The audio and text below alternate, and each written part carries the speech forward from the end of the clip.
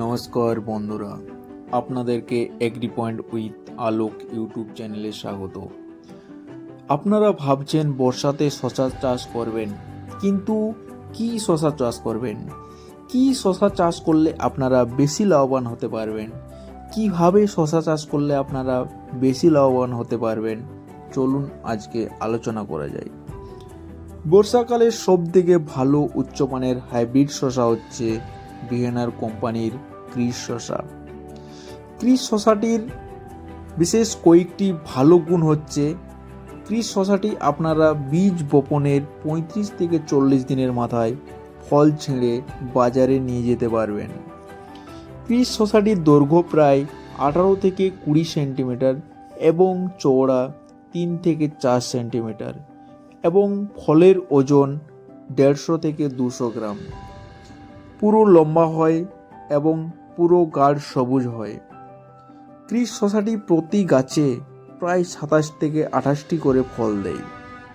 আপনারা ভিডিওতে যে জমিটি দেখতে পাচ্ছেন, এটি হচ্ছে ক্রিস শশার ক্ষেত। বর্ষাকালের নম্বর 1 শশা হচ্ছে ভিয়েনার কোম্পানির ক্রিস শশা। ক্রিস শশার মতো কোনো শশায় প্রোডাকশন বলুন, চাই আপনার কালার বলুন, সাইজ বলুন, কোনো শশাই দিতে পারবে না। শশার ফল যদি বেশি পেতে চান তাহলে অবশ্যই মালচিং দিয়ে শশার চাষ করবেন, কারণ আপনি জমিতে যে খাবারটি দেন সেটি বাষ্প আকারে উড়ে যায়। আপনি যদি মালচিং দিয়ে শশার চাষ করেন তাহলে যে খাবারটি দেবেন পুরো খাবারটা শশার গাছ গ্রহণ করতে পারবেন এবং ওই খাবারটা আর আকাশে উড়ে যাবে না। আপনার শশার গাছ ঠিক থাকবে এবং ফলন বেশি পরিমাণে দিতে পারবে। তাই শশার চাষ করতে হলে অবশ্যই মালচিং দিয়ে শশার চাষ করবেন। শশার চাষের উপযুক্ত মাটি হচ্ছে দোআঁশ ও এঁটেল মাটি। দোআঁশ ও এঁটেল মাটিতে শশার চাষ সব থেকে ভালো হয়।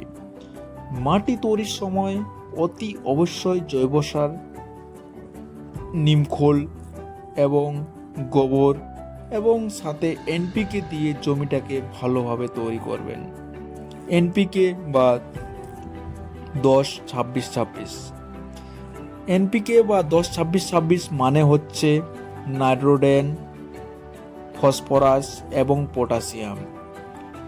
নাইট্রোজেন এখানে আপনার 10% থাকে, ফসফরাস থাকে 26% এবং পটাশিয়াম থাকে 26%, তাই এটাকে এনপিকে বলে।